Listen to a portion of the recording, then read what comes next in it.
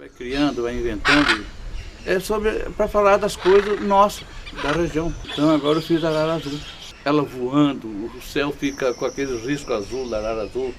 Fala do Pantanal, fala dos aguaceiros, fala de tudo. Então quer dizer, é uma música que fala das coisas nossas daqui. E a música é assim, ó.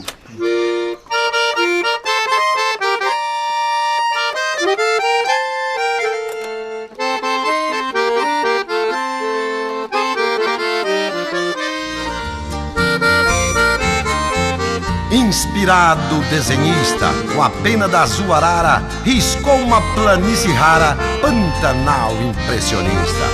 Sendo uma cor de encher a vista, soprou plumas no aguaceiro sobre o solo boiadeiro. Viu que era bom, animado, fez um planeta azulado e um pedaço pantaneiro. Olá pessoal, tudo bem? Meu nome é Emerson Agui, sou chefe de cozinha aqui da cidade de Corumbá, Mato Grosso do Sul. Sou chefe de cozinha do restaurante Miguéis, né? Trabalho como chefe de cozinha do restaurante Miguéis. Sou professor da faculdade Uniaselv, né? Onde a gente trabalha com graduação e pós-graduação em gastronomia, né? E a gente está aqui para falar sobre o nosso Pantanal, né? Nós estamos em 4 ciclos, esse é o nosso ciclo 2. Nós vamos falar sobre decoada, sobre como diz o Pantanal, decoada, né? Decoada. Mas se for ler, você vai entender que é decoada, né? É um efeito natural, mas não é, a gente não entende que é tão bacana assim, pelo menos não é bonito ver o que acontece, né? A gente vai falar sobre a piracema, né? Também natural. Nós vamos falar sobre os cortes, sobre as possíveis formas de cocção do pintado, né? Dessa separação das peças que nós temos aqui, e vamos estar apresentando para vocês, né? Há 13 anos, desde 2006, 14, já faz 15 anos, né? 15 anos que eu trabalho com cozinha, né? E hoje a gente atua aqui na cidade de Corumbá. Comecei em Brasília, né? Trabalhei por 7 anos como cozinheiro em Brasília e agora retornei para a cidade. Falar, você é pantaneiro? Falo, não, eu me tornei um cozinheiro pantaneiro, né? Desde 2013, quando eu voltei. Fui conhecendo, né? A questão da nossa cozinha, como é o trabalho, né? Como é diferenciado. É o que eu falo sempre para os alunos também, né? Eu falo para eles, pessoal, vocês estão preparados para entrar em choque? Eles falam, como assim, professor? Vocês têm que mudar toda uma cultura, né? Eu não digo mudar a forma de cozinhar, a forma que é o trato, que a gente tem os mestres, que eu gosto desse nome que deram para cá, que se utiliza ainda aqui, que é mestre, né? Que é, para quem é cozinheiro, hoje a gente tem aqui, né? O mestre Fabrício que está aqui para ajudar a gente, ele é cozinheiro, né?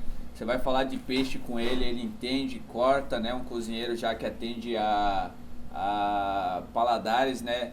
Bem exigentes. Então, um cozinheiro preparado já aqui do Pantanal. É como eu tenho costume de dizer, existem grandes cozinheiros que ainda estão trilhando no caminho, mas já tem já aquela pegada, né? Então, essa pegada aqui do Pantanal é uma pegada forte que a gente gosta de falar, né? Da desossa que a gente tem que fazer aqui, é igual eu estava conversando com ele. Falei, a gente aqui tem que mostrar devagarzinho, né? Com uma faca, mas quando é diferente, jogam 10 peixes na nossa frente, a gente sai puxando, né? Sai cortando. Como ele mesmo disse, sai desenhando o peixe, né, Rubens? Sai desenhando o peixe. E agora a gente está trabalhando dessa forma aqui. Nós vamos falar sobre as formas de cocção, né? A gente sabe que tem calor direto, calor indireto, né? Calor por convecção e de N formas, né? De se trabalhar esse peixe. Então nós temos o filé aqui, né? Ele está bem refrigerado, tá? Está em temperatura baixa, então ainda é uma temperatura de segurança boa, né, para a gente estar trabalhando com ele. Ele não pode ficar muito exposto e a gente vai estar aprendendo quanto a isso. Então, retornando à questão aqui do Pantanal, é uma cozinha que eu aprendi a admirar, né, bastante mesmo, porque a gente vê, né, não adianta a gente sair de uma escola de gastronomia, a gente fazer curso de gastronomia, e quando a gente entra dentro de uma cozinha, né, com essa forma de trabalhar, porque lá você trabalha com, numa cozinha de gastronomia, você trabalha, como eu estava falando para ele, você pega um linguado, você tem a paciência, você vai tirando, né, filé por filé, com trabalho, E aqui a gente chega e pega uma cozinha de mais força, né? Uma cozinha mais batente, uma cozinha de pancada mesmo. Como um grande exemplo que eu posso dar para vocês, eu tive um evento, né? Eu participei de um evento que era um evento para 200 pessoas de empratados, né? E aconteceu algumas coisas lá e estava acostumado já, porque a minha criação foi em questão de buffet, né? Modo de dizer assim, eu comecei a trabalhar em Brasília com os buffets, os melhores buffets de Brasília, né? Renata Laporta, né? Renata Laporta, Adriana. Então, os 3 últimos presidentes, eu estava trabalhando na equipe e trabalhei aqui também na recepção aqui, fazendo serviço. Então era serviço pesado mesmo, né? Serviço de alta gastronomia e pesado porque era pela quantidade de pessoas, né? Então a gente trabalhava dessa forma, não só para 50, né? O costume não é costume para atender 20, 30 pessoas, 50 pessoas, como no restaurante bistrô, é diferente. A gente trabalha com pegada. Então a gente vai fazer empratados? Vamos fazer empratados? Vamos sim. A gente vai fazer empratado, né, para 250 pessoas. Uma vez eu propus um desafio, né, no hotel Goldfish, e Fabrício, a gente colocou 3 empratados, simples, 3 não, perdão, eram 7, né, era um casamento. Aqui em Corumbá, sabe o que é engraçado? É que assim, antes, quando você ia para um aniversário, uma festa de aniversário, era comum você comer sarrabulho, não é verdade? É comum, você ia para uma festa de aniversário, casamento, era de praxe ter sarrabulho. Hoje em dia mudou. Hoje em dia é de praxe, né, nos restaurantes você ter bobó, né? Com certeza. É bobó. Mudou.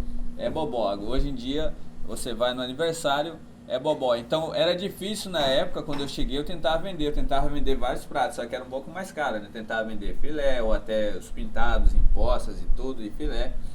E um dia eu consegui vender 7 empratados, Fabrício. Eu vendi 7 empratados para um casamento, eram 250 pessoas, então você faz por 7 aí, né? Dá 1.750 empratados. Então você imagina só, e a gente fez esse serviço em 1h30, né? Todos decorados, todos detalhados, abrimos mesas, né? E prato e serviço, né? E aí você pega, foi como eu estava falando para o Fabrício, você pega um cozinheiro, você pega um chefe que está acostumado com 30, 40 ou 50 pessoas em um evento. Aí quando ele vê 100 pessoas, ele assusta. Com certeza, é um desafio. Então. Ele assusta, é um desafio, né? Imagina ver 200. Aí ele já, né? Mas você tem que estar acostumado, né? Todo mundo que tem assim, cada um tem sua pegada, né? Tem um pessoal que tá ali para atender 10 pessoas, 20. Mas a nossa pegada aqui é mais essa. Se a gente tiver que atender 10, 20, 50, 100, 150, 200 pessoas, a gente atende.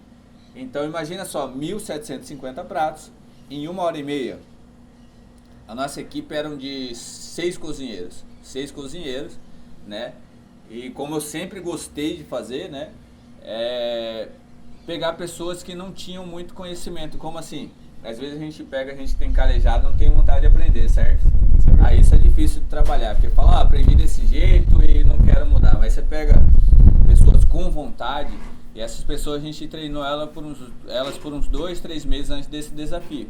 E a gente conseguiu soltar aí os 1.750 empratados em 1h30. É uma dica, simplesmente para falar para vocês a questão de buffet. Buffet é pegada, não importa se você vai trabalhar ali com 50 pessoas, com 100, né? Você tem que ter a sua logística pronta, a sua logística tem que ser perfeita, né? Então esse é o grande detalhe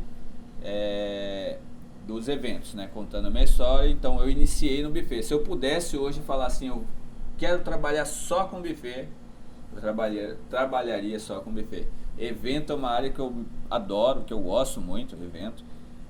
Chegava em casa às 5 da manhã, não é por esse motivo, né, que eu gosto, mas é pelo lance todo, é pelo fazer na hora ali, pela produção, e tem que finalizar, e tem que entregar, e você tá mexendo com casamento, é o sonho das pessoas, né, e é 15 anos, e é aniversário, e é tudo, né, e no final, todo mundo se agradar, a maioria entrar na cozinha e falar, nossa, tava perfeito, tava tudo bom, tava ótimo, a gente tá encantado, e coisa e tal. Acho que esse é o ponto alto do cozinheiro, né? Com certeza o Fabrício também aqui, o pessoal já chegou na cozinha, né? Falou, chefe, tava excelente, né? É muito gratificante, cara. É muito gratificante, né? A gente trabalha dessa forma, nosso trabalho é servir, né? A gente trabalha para servir, a gente trabalha com amor, tem que ter carinho. Mas agora sim, tem uma grande questão que a gente fala assim, cozinhar é amar? Aí a gente entra assim, será? Né? Será que cozinhar é amar? A gente mostra tudo isso, trabalha com carinho e tudo, mas beleza, né? Você vai falar cozinhar é amar, mas e aí? Cozinhar é amar, mas não tem sentimento. Ou tem sentimento? É porque assim, imagina o Fabrício chegar aqui agora, né, Fabrício? Falar, hoje eu tô estressado. Sua comida vai sair ruim? Dependendo da situação, vai. Com Né? certeza vai. É falar, hoje eu tô alegre, hoje eu tô bem, a comida vai sair boa? Então assim, aí que a gente tem que chegar e falar, não, a cozinha tem que ser técnica, sentimento a gente tem. Claro. E tem gente que fala assim, eu com raiva eu cozinho melhor. Né? Já falou, É não quero aquela- falar com ninguém. é Eu vou, aquela questão, sai mas fazendo é 5, verdade. 6, 7 pratos, né? Então, Com certeza. mas é essa questão que a gente tem, né, na cozinha. Normalmente o cozinheiro é estressado, ele é chato. Tem gente que fala, Emerson, você é calmo. Eu já ouvi falar uma coisa que me agradou bastante. Eu falo, não sou calmo, eu sou contido, é diferente. A gente trabalha numa cozinha, o ambiente é estressante, a gritaria, tudo. Mas eu garanto pra vocês que se eu tivesse em casa, né, assistindo TV, eu sentado, eu não ia estar tão alegre quanto dentro de uma cozinha, nessa gritaria, nesse estresse. E sim, a gente ama tudo isso, tá? Então tá aqui, né? Essas aqui são as nossas peças, né? Que a gente tem aqui para fazer a separação do nosso pintado, né? Como a gente já falou, aqui a gente tem o nosso filé, né? A gente tem a parte que eu falo de barriga e também é conhecido como fraldinha, né? Que é a parte branca do peixe, sem fibra, que é uma parte excelente para ceviche. Nós temos o couro, né? Do pintado e umas aparas, tá ok? Essas aparas aqui, né, tirando esse excesso de gordura, pode virar carne moída. Nós temos a nadadeirazinha, pirão ou caldo, tá? E a nossa carcaça e a cabeça, tá ok? Que a gente simplesmente vai usar também para caldo e para fumê, né? Agora, formas de cocção, né? A gente pode utilizar essa parte do nosso filé, né? Ela é bem macia, tá? Ela é bem macia e ela aceita sim uma cocção a vapor, tá? Você pode estar fazendo ela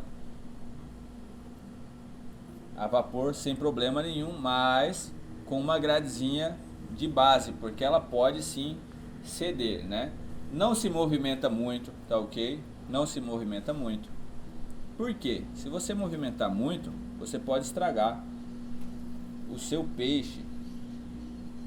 Então aqui a gente tem o filé, tá? Essa parte mais alta aqui, né? Eu gosto ela para estar fazendo grelhada, né? Na frigideira. Essas partes mais finas, ou eu vou tirar para complementar algum corte de peixe, né? Ou nós podemos fazer aqui, ó, né? Nós podemos fazer as tranches, né? Que eu vou mostrar depois, né?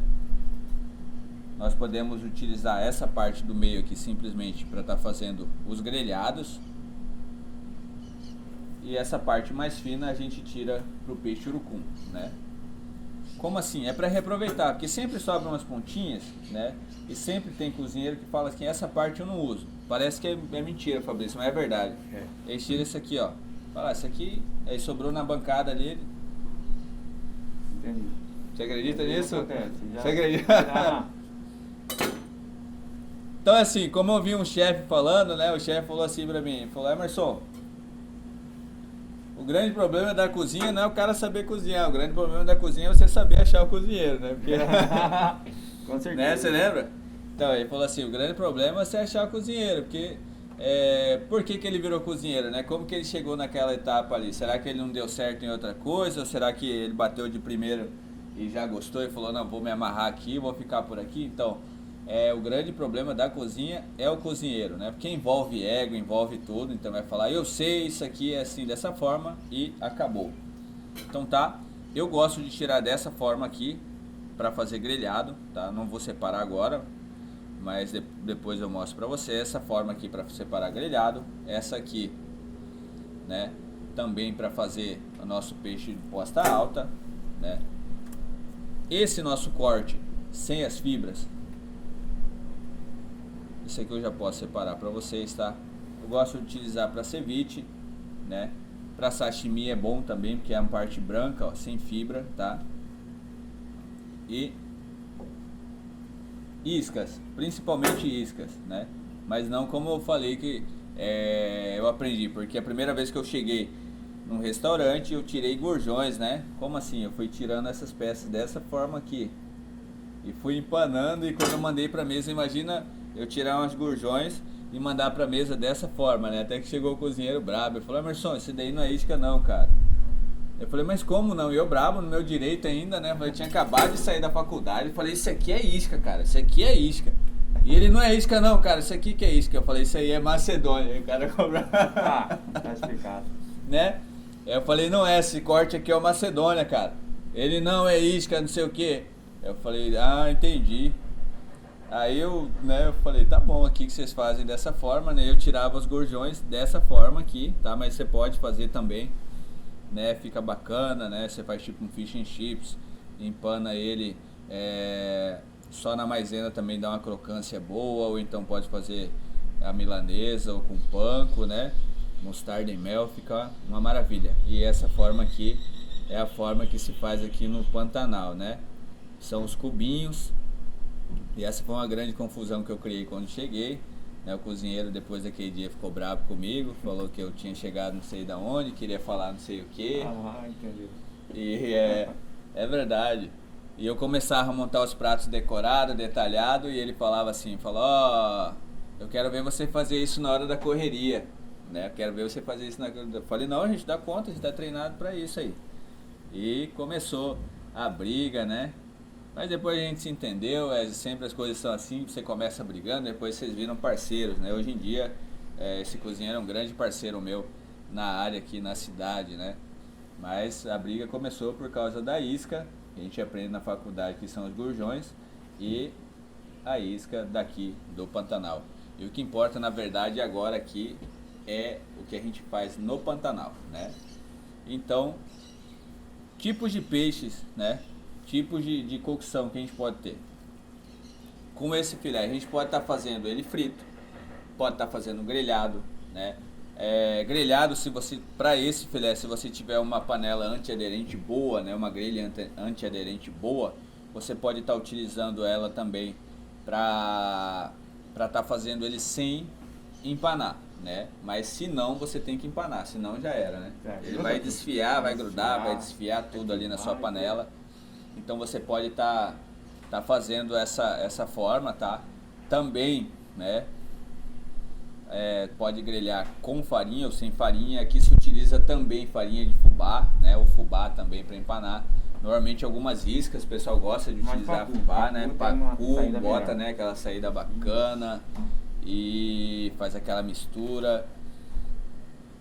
Pode ter corte alto para fazer muqueca, né? Eu já tive uma briga já com o cozinheiro por causa disso. Eu gosto de fazer muqueca com essa parte aqui branca também. Só que eu falo: é mais dura, chefe. O meu cozinheiro fala assim também. Ele fala: é mais dura, chefe. Eu falei: não, mas sabe que ela é branca, né, cara? Ela fica bacana. Ele: não, essa aqui é mais gostosa. Aí eu falo: tá bom, chefe, tá bom. Se ficar boa, né? Se o cliente gostar, pra mim tá ótimo. A gente não vai brigar por causa disso, né? Mas a gente fina, meu parceiro. Então a gente pode fazer, ó, muqueca, a gente faz escabeche. O que é o escabeche? O escabeche é simplesmente o pintado frito. Esse a gente já passa ele um pouquinho mais do ponto, né? Cebola, tomate, pimentão. Salteio, eu gosto de tudo bem rápido, sabe? Fogo rápido, fogo alto, cebola, tomate, pimentão, fogo alto. Você salteia ele, azeite. Se você tiver eu gosto de páprica defumada. Relembra um pouco mais a rusticidade que a gente tem, né?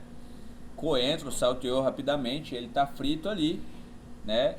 Você joga ali 3 minutinhos fervendo, né, Fabrício? 3 minutinhos fervendo ali, tá pronto. E é uma delícia. Então, são a mesma produção que você utiliza. Imagina aí uma peixaria, né? Para quem imagina, fala: vou abrir uma casa de peixe, né? A sua logística é bem pequena, porque o mesmo peixe que você utiliza para fazer peixe frito, você vai fazer o peixe escabeche. Fritando um pouco menos, porque depois eu vou falar porque eu frito menos o filé de urucum, né? Fritando um pouco menos, você vai estar fazendo também o peixe urucum, né? E grelhando você pode estar fazendo com N's, né? Números de molhos. O alcaparra é o mais comum, né? O alcaparra é mais comum. Eu gosto de um vinagrete quente de alcaparra, cebola, tomate, né? Cebola, tomate, cebolinha, vinagre, azeite, fogo bem quente. Eu faço umas lâminas de alho, né? Fogo bem quente, o azeite ali eu jogo na hora que estiver quente, não deixo ele muito tempo sozinho na panela. Joga o alho, ele deu uma cor, já vem com a cebola, tomate, vinagre, só para dar aquela evaporada, você salteia ele, cebolinha, cara, fica sensacional. Fica sensacional. Só me lembra de um salmão que eu fiz no restaurante em Brasília, né? Che Garoto. Eu lembro que eles tinham substituído um cozinheiro, né? Que ele tava lá já brigando com todo mundo, e foi o primeiro restaurante que eu cozinhei. Fora da cozinha de marinha, que eu trabalhei com cozinha industrial, né? Foi fuzileiro naval, tá? Não falei pra você, mas foi fuzileiro naval. E depois eu fui para um restaurante já bem no centro, e em Brasília mesmo, né? Brasília é aquele aviãozinho todo ali, né? Depois são as satélites, mas o restaurante era em Brasília mesmo, perto dos congressos e tudo. E a gente atendia o pessoal que tinha dinheiro lá. E primeiro restaurante meu, quando eu cheguei lá, ele falou, vamos fazer um teste amanhã, tchê. Falei, tá bom, era gaúcho, né? Falei, tá bom, tchê. Aí ele perguntou pra mim, sabe fazer estrogonofe? Falei, sei. Você sabe fazer bobó de camarão? Falei, sim. Vem amanhã, vamos fazer um teste. Eu achei e falei, não, tô feito, né? Nunca trabalhei num restaurante, eu tava tremendo, né? Com medo. Falei, restaurante é diferente de cozinha de marinha, né? Por mais que a gente trabalha, faz evento e trabalha com evento, restaurante é diferente. Quando chegou no outro dia, ele me deu salmão, me deu bacalhau, me deu paeja, me deu o bobó que ele tinha prometido e um monte de coisa. Jogou na minha mão, falei, faz aí, tchê, vamos ver no almoço. Quando acabou, né, montei meus pratos e tudo, montei o salmão, montei o bacalhau e tudo, mandei pro buffet, né? Quando ele olhou assim, a satisfação minha ter começado bem, né, foi porque ele falou assim, tá vendo, olhou pras meninas, né, pras auxiliares, eu era o único cozinheiro, sem experiência nenhuma de restaurante, apenas de buffet e a cozinha industrial, e ele falou, tá vendo, ninguém é insubstituível. Então essa é uma dica, tá? É uma dica para todos aí. Ninguém é insubstituível. A hora que chegar o ponto, né, de você falar assim, mas se eu não tiver aqui não acontece, né? Se eu tiver aqui não acontece, fala, para. É horrível pensar dessa forma. Para. Totalmente errado. É errado porque vai chegar alguém que vai fazer e vai ser melhor ainda, não é verdade? Não vai fazer igual. Não vai fazer igual, vai fazer melhor. Então não existe. A gente é cozinheiro, tem nosso ego. Mas humildade sempre, né? Exato. Humildade sempre, humildade sempre. Isso é básico. Então, como a gente fala, né? A gente saindo de todo esse processo, a gente trabalhando com ego, trabalhando com vários cozinheiros, né? Eles são várias cabeças, várias pessoas pensando, a gente sempre tem que lembrar que a gente não é insubstituível, né, Fabrício? Então, esse é o grande pensamento nosso. A gente tem que fazer o nosso melhor sempre. Porque o mundo ainda está girando aí, as coisas estão acontecendo, o mercado desenvolvendo, e a gente tem que sempre dar o nosso máximo, né, em todas as oportunidades. Então, saindo, né, desse dia no restaurante, eu só tive a oportunidade de ficar lá pouco tempo, né, foi quando eu decidi vir embora para Corumbá de volta, né. E o pessoal perguntava, mas Emerson, por que você quer voltar, né? Eu estava recebendo ainda um salário ainda, né, aí trabalhava no restaurante Che Garoto, o salário era bom para o cozinheiro na época, tipo, eu não era chefe, não era nada, eu era cozinheiro em 2012, né, era quase que em 5 salário mínimo, Fabrício, em 2012, e era só cozinheiro, trabalhar só de 8 às 2, aí eu me iludi, né, falei, vou ficar por aqui, né, mas aconteceram algumas coisas, e fora dali ele me ajudava bastante, né, o Mauri, me ajudava bastante aí à noite pro buffet ainda. Falei, mas você não tinha vida? Eu falei, não, me dedicava para aprender mais sobre cozinha. Tipo, eu trabalhava de dia e à noite eu já ia pro buffet. Aí ia trabalhar com mais logística, mais produção e sempre era assim. E depois fui pro salão. Tinha domingo que era minha folga, eu ia para administrar um restaurante móvel. E a imagem me lembra bastante essa que a gente tem aqui. Era um salão muito bonito, né? Eu pegava os garçons e a gente montava na hora, né? Na hora ali, um salão e a cozinha já estava trabalhando, mas eu era responsável pelo salão, né? A gente falava, ó pessoal, vamos montar aqui as mesas aqui, né? E eu era responsável por atender, e via só o pessoal, eu tinha que conhecer, né? Na verdade, em termos leigos, assim, eu era o maître do salão, né? Mas não entendia nada de vinho nem nada, era só responsável por comandar o salão. E foi uma época boa da minha vida também. Eu falei, não vou voltar mais para a cozinha. Um aprendizado muito bom. Um aprendizado bom. Então a gente sempre buscava isso, né? Um dia eu cheguei num colega meu também, confeiteiro, né? Tinha 3 padarias na cidade que eu morava em Brasília, e ele falou assim, eu falei para ele, já tem trabalho, tem como eu estagiar? Ele falou, não tem problema, tava lá no outro dia, para aprender. Ali aprendi a fazer pão, as tortas e coisas que você imagina assim, fala, é um bicho de 7 cabeças. Fala, não é não. É só você prestar atenção e a gente vai mostrar para vocês como é tudo simples, né? Às vezes você tá de fora e fala, nossa, deve ser, né, complicado, mas nada. Ali a gente vê que é só um pouquinho de atenção e carinho e a gente consegue produzir tudo. Então, aí aconteceu a volta, né? Eu avisei pro Mauri, falei, Mauri, tem que ir embora. Ele falou, não vai, Gaúcho, eu dou tuas férias. Falei, cara, eu com 6 meses, o cara vai me dar férias. Coisa né? boa. Ele falou, não, vai pra casa lá, ver sua mãe e volta. Eu falei, não tem como, eu vou ter que ir embora mesmo. E daí quando eu vim pra cá, foi tudo difícil, tudo complicado, né? Começar do zero. Lá eu tinha mais de 12 trabalhos, assim, pra falar, eu tinha buffet pra escolher, né? Começar do zero. Mas com insistência a gente foi alcançando, né? Aparecendo os projetos, aparecendo os festivais, né? Veio o rodeio também, fui bem recebido pela Clara, né? A qual tenho uma consideração imensa, e tudo aconteceu dessa forma aí, e a gente foi trabalhando aos poucos, né? E alcançando o nosso espaço, né? Mas tudo foi graças ao nosso pescado, né? Ao nosso pescado, porque quando eu trabalhei lá com peixe, depois fui pro Hotel Goldfish, né? Também trabalhei com peixe, né? Hoje no restaurante Miguéis a nossa pegada mais forte é o peixe, né?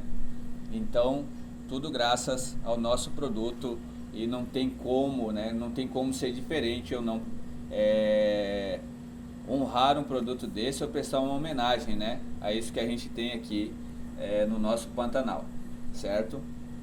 Então, como eu estava falando para vocês, a gente pode tirar vários cortes.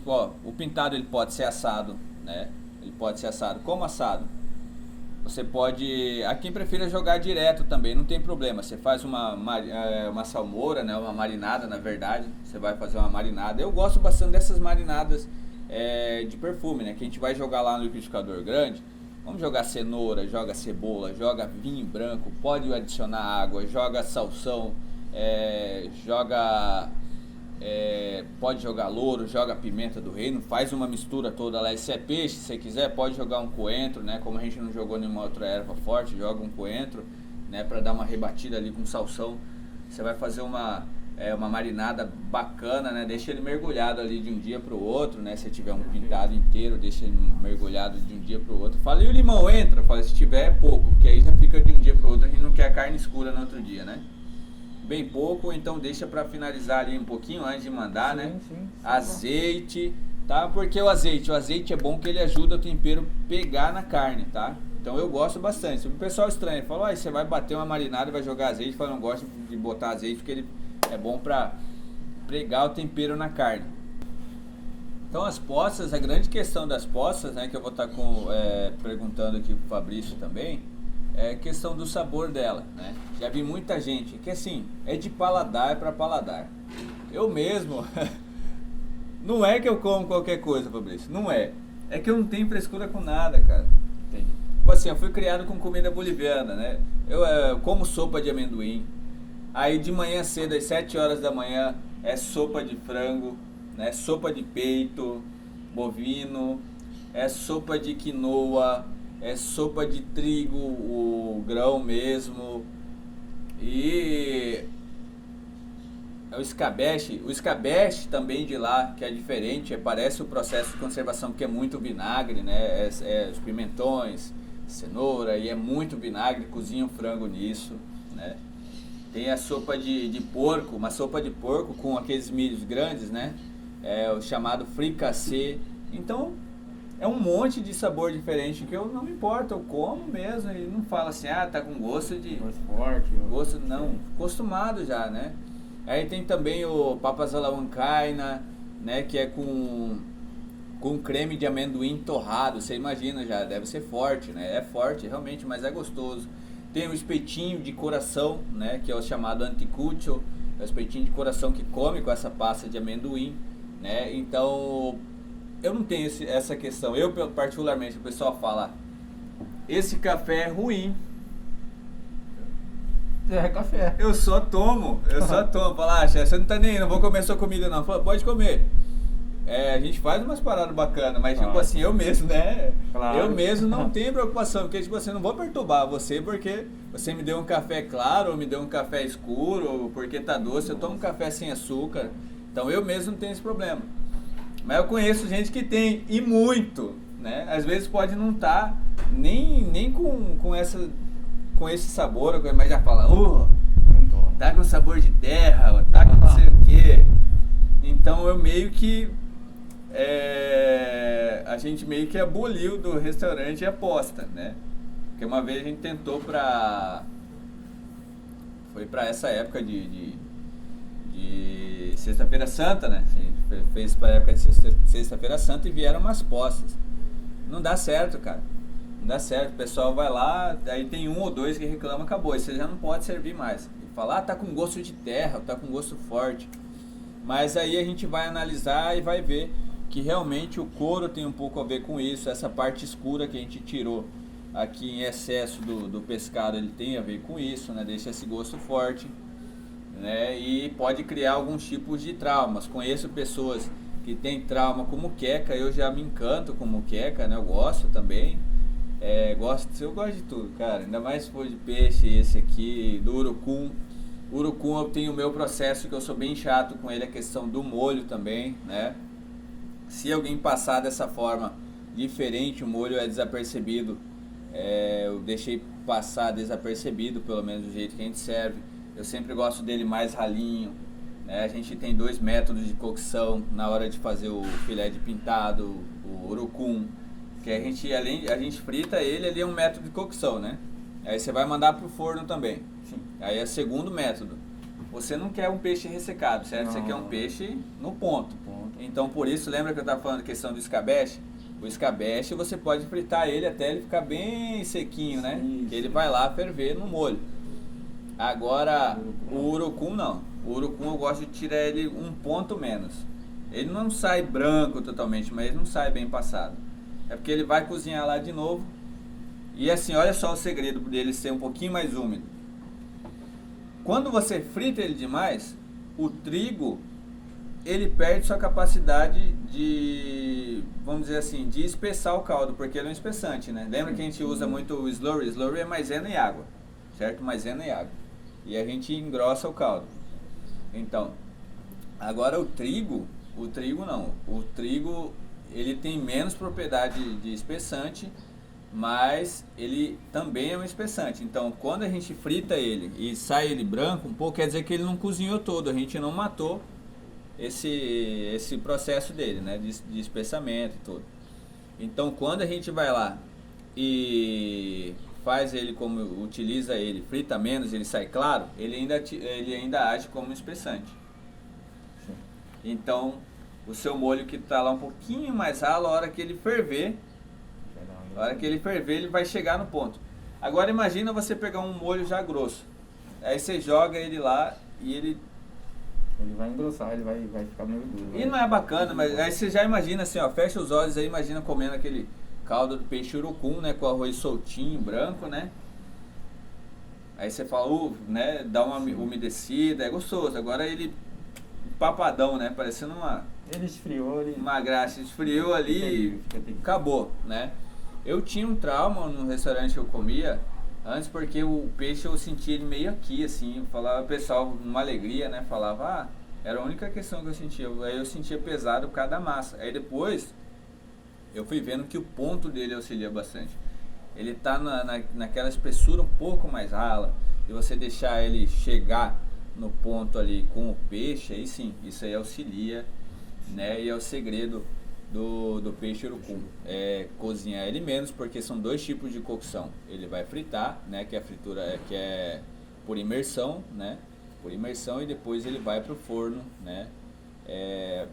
Para outra forma de cocção. Então são duas formas, tá?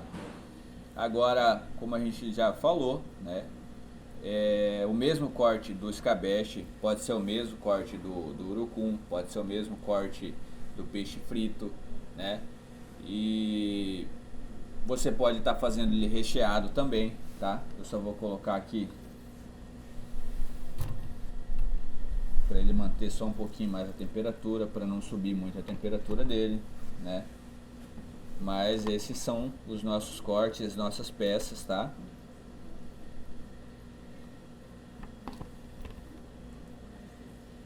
E essa parte aqui, eu acho ela muito boa para rechear, porque ela não quebra fácil, tá? Essa aqui eu vou mostrar para vocês. Isso aqui vai virar isca, tá? Pronto. Essa parte aqui eu gosto dela para rechear, né? Eu vou estar abrindo ela.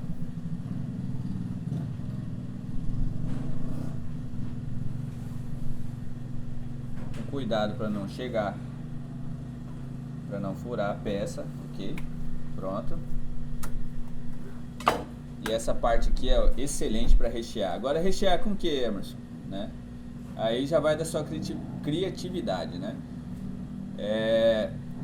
A gente tem um peixe recheado com camarão e catupiry. Ele é excelente, é um dos pratos mais pedidos da casa. Mas assim, imagina você no corre e você tem que puxar o camarão, abrir o peixe, rechear. O grande segredo dele aqui, o trunfo dele, pessoal, o trunfo dele aqui é dar umas batidinhas nele, né? Aí você fala, mas você pode usar o martelinho só se você for muito delicado mesmo, porque se você bater aqui, se abrir, ele vai atrapalhar. Então na hora de fechar, né, você pode estar fazendo também com shimeji salteado. Eu gosto bastante de shimeji, de utilizar o shimeji, né? Você pode estar fazendo com shimeji, você pode estar recheando com camarão, ou o tradicional suplicy, né, que é queijo e presunto. Se quiser um catupiry também no meio do queijo e presunto. Vai da sua criatividade, né? Agora o recheio, igual eu falei, o que eu acharia bacana era fazer um rolinho também de shimeji, porque eu acredito que o shimeji ele combina bastante com o pintado, né? Você faz o rolinho e empana ele a milanesa, né? E você vai fazendo os cortes e você tem um tira-gosto bem bacana. Mas tem um grande segredo na hora de fechar, que eu normalmente peço pro meu companheiro, pro cozinheiro lá do restaurante. Eu falo pra ele, Ivan, deixa que eu fecho. É porque o Ivan é uma máquina, né? Ele sai cortando, sai fazendo e tudo. A gente trabalha em parceria forte mesmo. Esse que é o bom quando se encontra na cozinha um parceiro, né? Então a gente trabalha dessa forma lá. E eu falo pra ele, deixa comigo. Aí ele fala, não, beleza, chefe. Aí ele faz todo o processo e o problema aqui é a cola. Eu vou simular para vocês aqui só para dar esse detalhe para vocês, tá? Como se a gente tivesse com esse recheio aqui, né? Fechou, tá? O problema é a cola. Aqui você já vai ter temperado com limão, né? Se você quiser um alho, sal e pimenta, né? Bem rápido. O que vai dar a cola é o trigo. É o trigo. Você não pode ter medo de manusear depois que estiver com trigo, né? Você vai colocar no trigo, vai empanar certinho. Aí você tem que levantar. Porque você vai ficar fazendo assim com as mãos, tá? Isso é um grande detalhe para vocês, para ele não abrir, tá? Você vai fazendo assim com o trigo e ele vai colando, porque a partir do momento que ele vai soltando um pouquinho de líquido, o peixe vai soltando um pouquinho de água e vai se misturando com o trigo, ele vai parecendo estar fazendo uma colinha, né? Aí você vai com a ponta dos dedos assim, né? Com o dorso assim das mãos, você vai fazendo essa cola. Só notem aqui que sem o trigo ele já vai fechando, ó.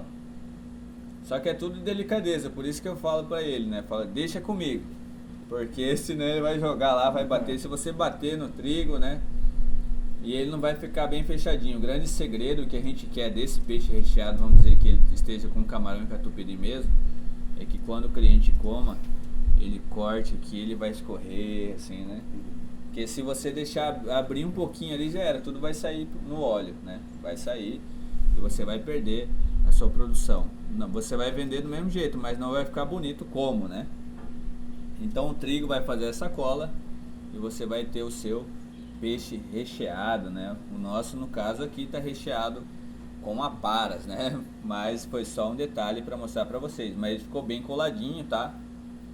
Aí você faz ele para garantir, né? Do jeito que sai o suplicy, ou que sai esse recheado com camarão, que é o Dom, né? Faz ele a milanesa, tá?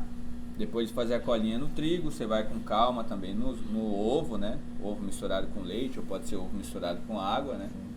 E farinha de rosca, tá ok? E você tem essa produção. Mas como a gente falou, essa peça é a ideal para rechear, tá? Mas se não tiver, você vai utilizar outra, mas com muito mais cuidado, que ela é mais sensível. Essa é um pouco mais firme para poder rechear. Então esse também é o nosso filé. Daqui mesmo, né? Como a gente já abriu ele, a gente já vai tirar o ceviche, tá? E podem ser tiradas iscas também, só que serão menores.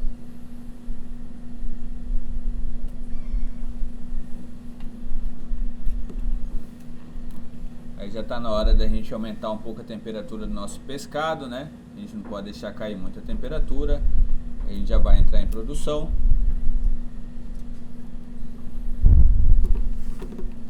Aí você fala, você sempre arruma assim? Fala, não, isso é verdade. Eu sempre tenho o costume de estar arrumando minha bancada.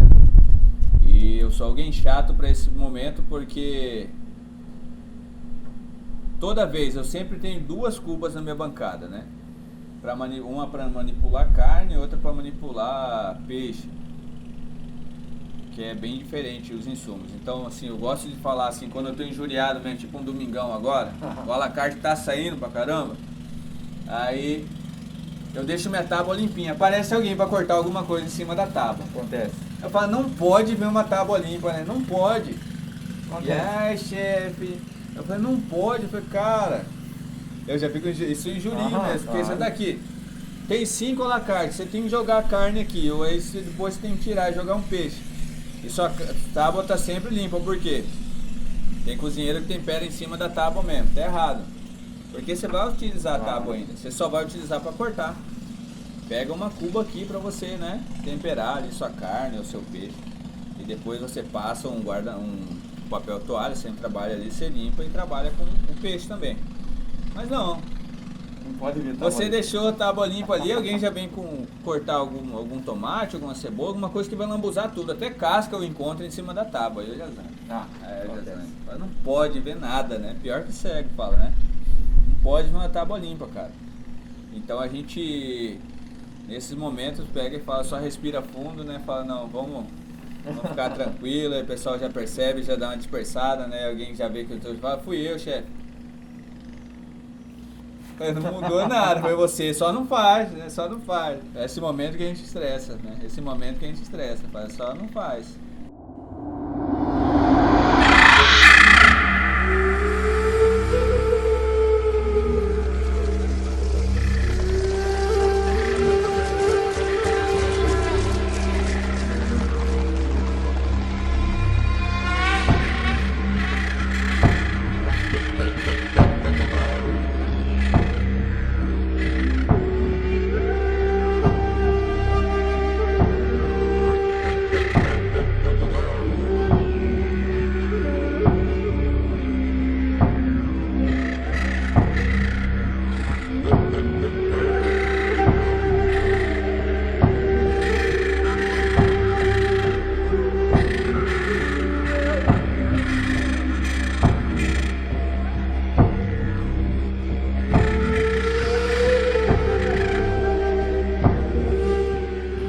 voltando, né?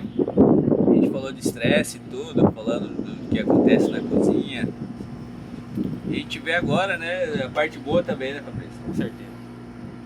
A gente olha aqui, vê toda essa imagem aqui no nosso Pantanal. Eu tinha o costume, né, de ir lá na área de lazer do Gold Fish, 5h30 da manhã.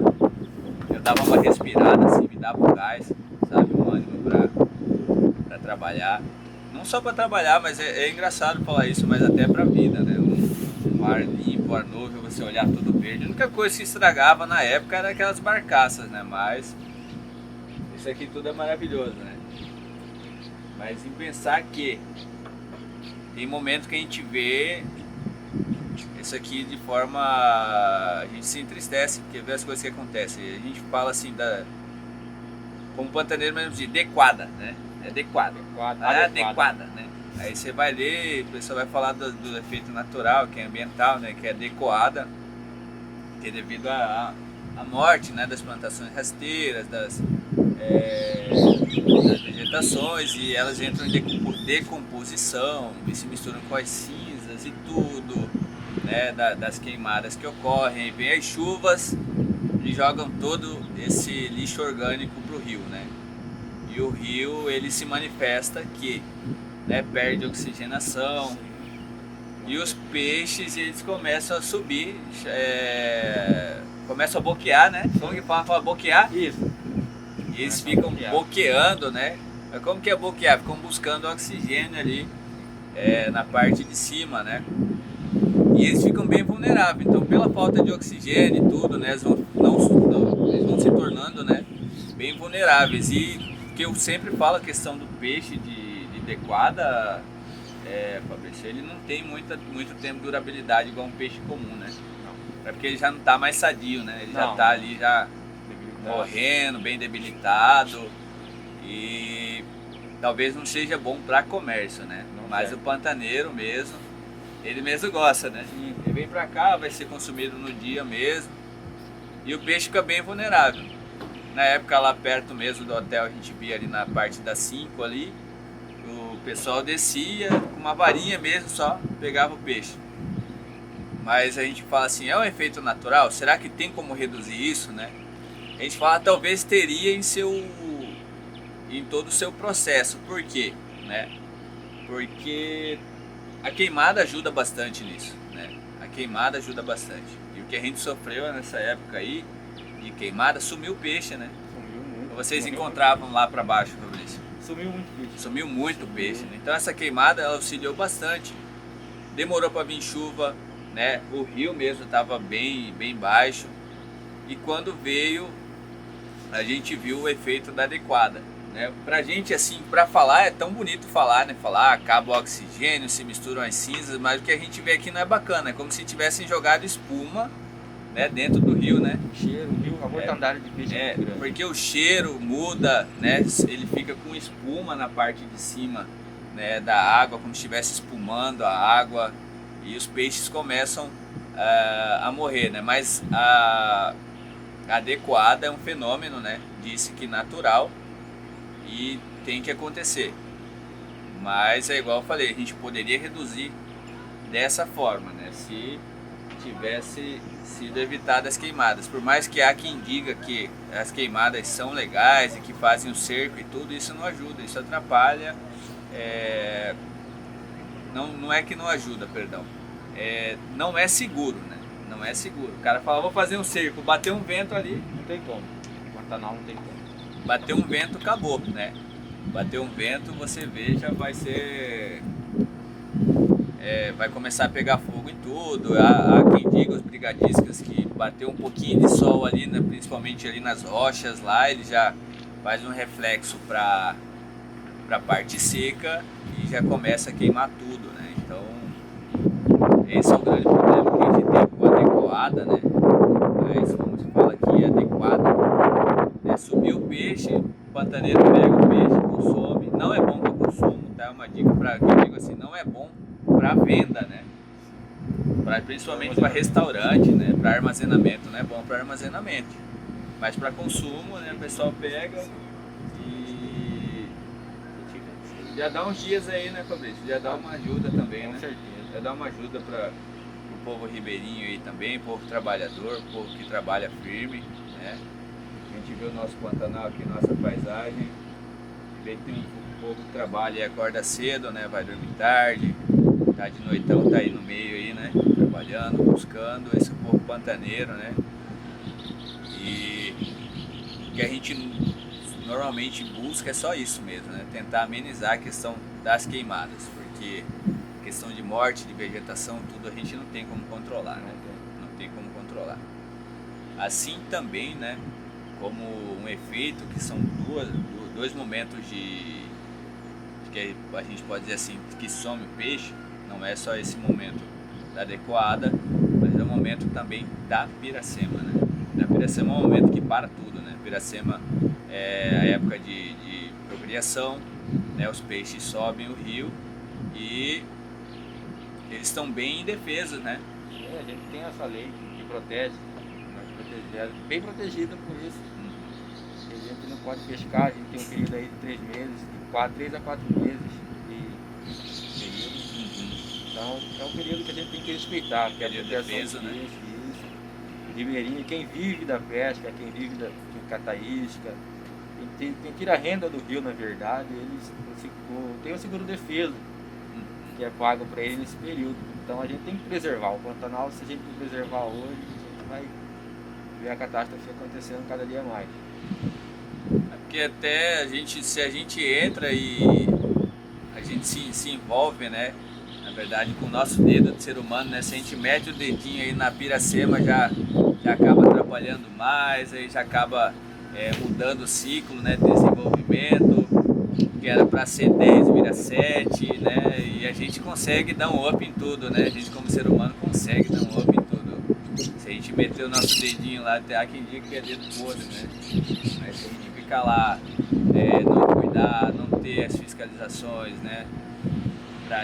Para esse momento, né? Que é igual você falou, para tudo, aí tem um seguro para os ribeirinhos desse período, né? Conscientizar a população que é um período necessário, né? Para que tudo possa ser renovado, para que a gente não perca, né? É melhor a gente ter sempre um pouquinho do que a gente consumir tudo hoje e não ter mais nada, né? Daqui a pouco a gente não tem mais nada, igual a gente falou, a questão do rio.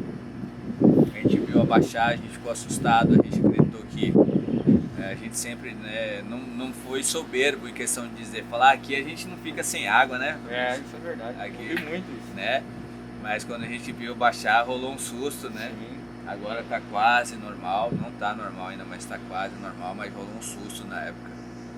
Então essa preservação, né? A cultura que a gente tem aqui no Pantanal, né?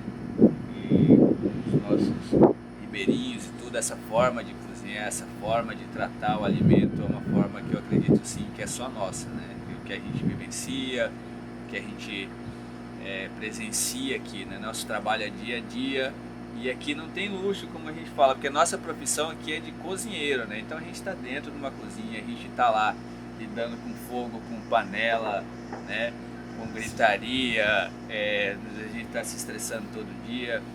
E é isso, mas esses momentos aqui é um momento único que a gente pode viver, né? Que a gente chega, dá aquela respirada, né? E fala, cara, vale a pena, né? Vale a pena. Então preservar o nosso Pantanal, respeitar a piracema, né? Reduzir as queimadas para reduzir os efeitos da adequada, né?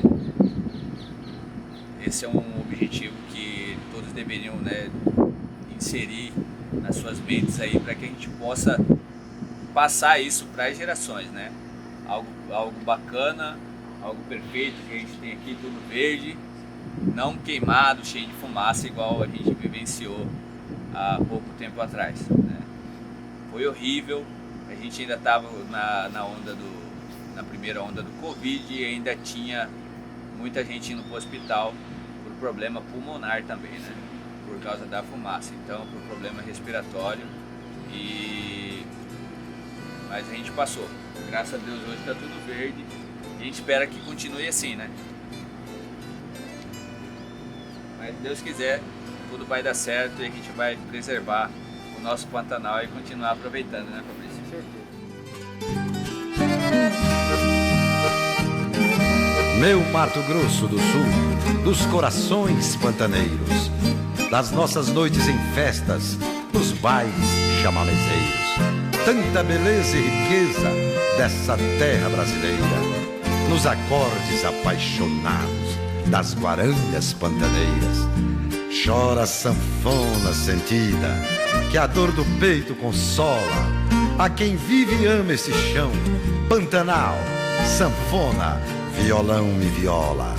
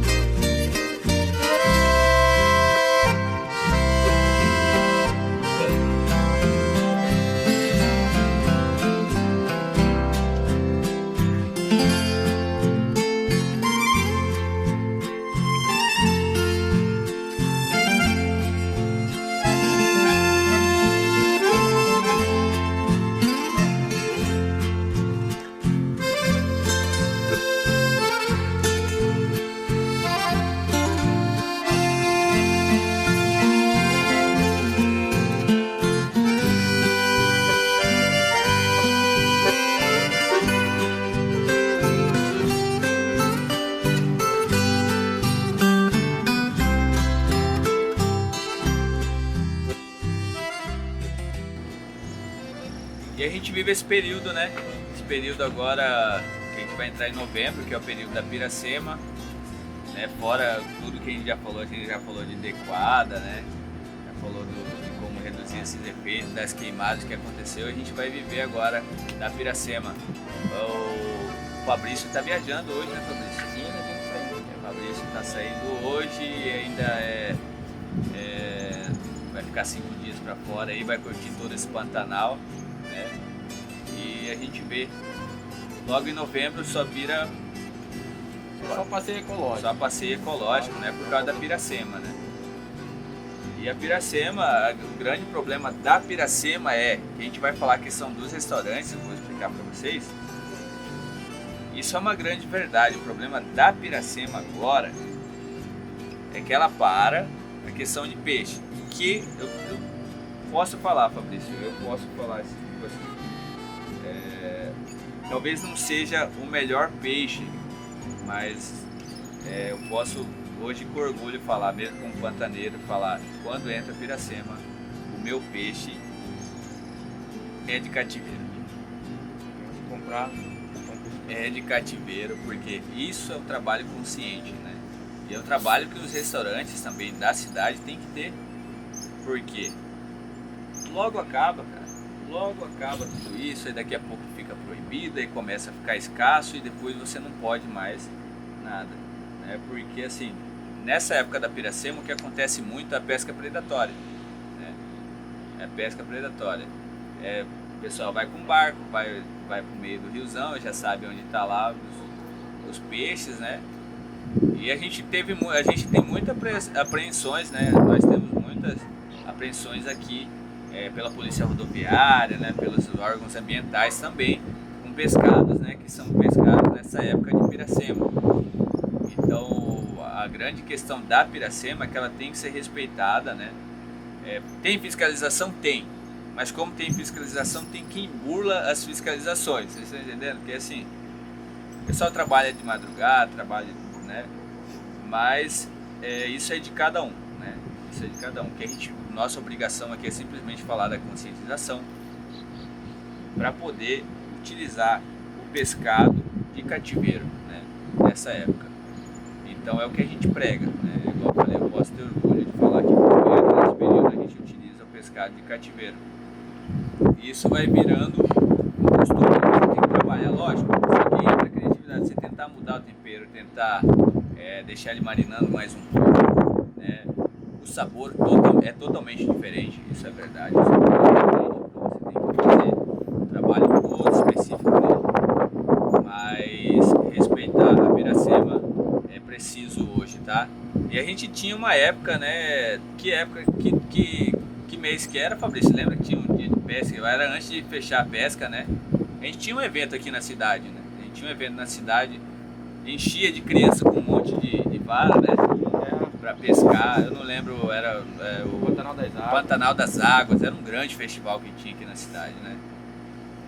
A gente estava com promessa de ter retorno dele há 2 anos atrás, né? Não teve, mas eu lembro que eram muitas crianças mesmo aí espalhadas aqui, era para se comemorar o encerramento, né? Sim, com certeza. O encerramento da pesca E a conscientização. e a conscientização era o principal motivo, né? Era a base desse festival, era um festival muito bacana, né? Muito conhecido. A gente já não tem agora, mas talvez a gente espere que volte, porque serve realmente para a gente estar falando novamente sobre a conscientização, né, e o respeito à Piracema, né, que são 3 meses aí para a gente tentar se equilibrar, tentar se adaptar, e depois a gente volta tudo ao normal, né?